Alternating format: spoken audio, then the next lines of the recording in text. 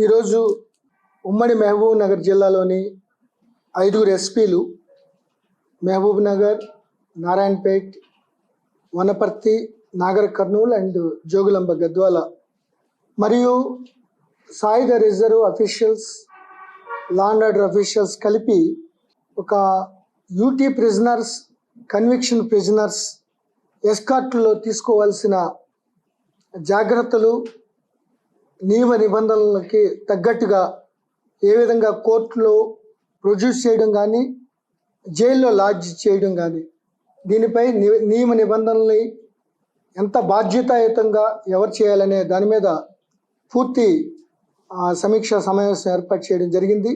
లేటెస్ట్గా వచ్చిన బిఎన్ఎస్ఎస్ ప్రకారం మరియు మాన్యువల్ ప్రకారం ప్రిజనర్స్ ఎస్కార్ట్, యూటీ ప్రిజనర్సు లేకపోతే శిక్ష పడిన కన్విక్ట్స్ ఉంటారు. వాళ్ళు హాస్పిటల్కి వెళ్ళేటప్పుడు కొన్ని నియమ నిబంధనలు ఉన్నాయి. జైలు అధికారుల నుంచి ఎప్పటికప్పుడు కన్సర్న్ ఎస్పీస్కి మొత్తం ఇన్ఫర్మేషన్ రావడం జరుగుతుంది. అతని యొక్క కన్విక్ట్ యొక్క హిస్టరీని బట్టి, అతని యొక్క బిహేవియర్ని బట్టి ఏమైనా సూసైడల్ టెండెన్సీ ఉందా, ఏమైనా అటాకింగ్ ఉందా, previous history of heinous crimes ఉందా అనే దాని మీద వాళ్ళ యొక్క సమాచారం పొందుపరుస్తారు. ఈ నేపథ్యంలో బ్రీఫింగ్ చేసేటప్పుడు ఎటువంటి సమన్వయ లోపం, సమాచారం లోపం లేకోకుండా ఉండేందుకు ఇటీవల జరిగిన అలంపూర్ కోర్టుల విషయం కానీ, అంతక్రితం సంగారెడ్డి జరిగిన విషయాలు చాలా దురదృష్టకరమైన విషయాలు. ఇటువంటి సమన్వయ మరియు సమాచార లోపం లేకుండా ఉండేందుకు ఎస్పీ స్థాయిలో, జిల్లా స్థాయిలో special branch, law and order, సాయుధ రిజర్వ్ని ఏ విధంగా కోఆర్డినేట్ చేసుకుని ఇటువంటి సంఘటనలు పునరావృతం కాకుండా ఉండేందుకు అన్ని జాగ్రత్తలు తీసుకునే విధంగా ఎస్ఓపి తయారు చేయడం జరిగింది. ఎట్టి పరిస్థితుల్లో ఇటువంటివి మళ్ళీ పునరావృతం కాకుండా అన్ని జాగ్రత్తలు తీసుకుంటాం.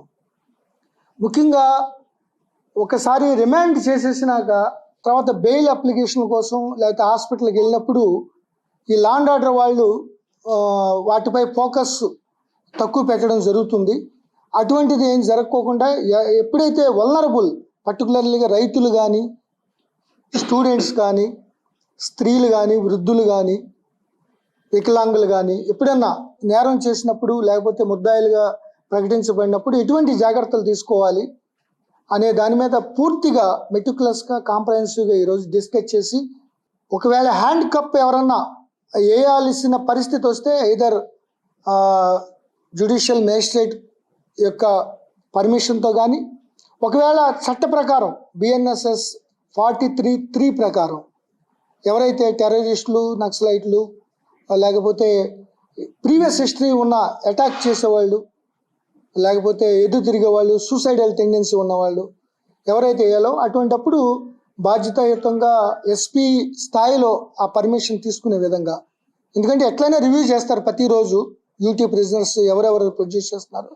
దానిపై శ్రద్ధ తీసుకునే విధంగా మేము ఈరోజు చర్చించడం జరిగింది.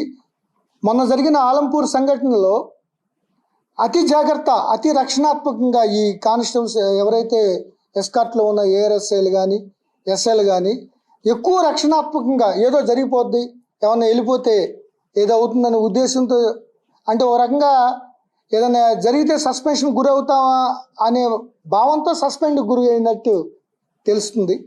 ఎందుకంటే వల్నరబుల్ పర్సన్స్, సున్నితమైన అంశాల్లో ఎట్టి పరిస్థితుల్లో హ్యాండ్ కప్ చేయకూడదు. అది దురదృష్టకరం. ఇటువంటి పునరావృతం కాకుండా పోలీస్ శాఖ చాలా గట్టి చర్యలు తీసుకుంటుంది. ఈసారి అటువంటి ఒకవేళ జరగకుండా ఉండేందుకు DSP law and order, DSP AR పూర్తిగా బాధ్యులను చేసి వాళ్ళ మానిటరింగ్లో ప్రతిరోజు ఎస్పీ గారు మానిటర్ చేసే విధంగా ఎస్ఓపి తయారు చేసుకున్నాం. నియమ నిబంధనల ప్రకారం ఎట్టి పరిస్థితుల్లో పునరావృతం కాకుండా అన్ని జాగ్రత్తలు తీసుకుంటాం.